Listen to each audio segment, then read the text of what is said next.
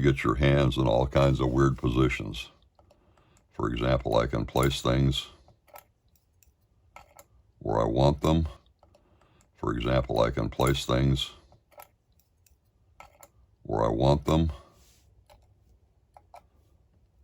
all from one side. I don't have to be back and forth. I can just rotate her around a little bit.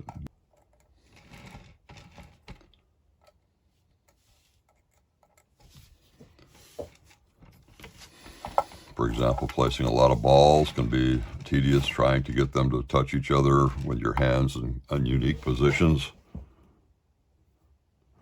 Whereas if you can just lay them all into place and just rotate it around, it works really, really nicely.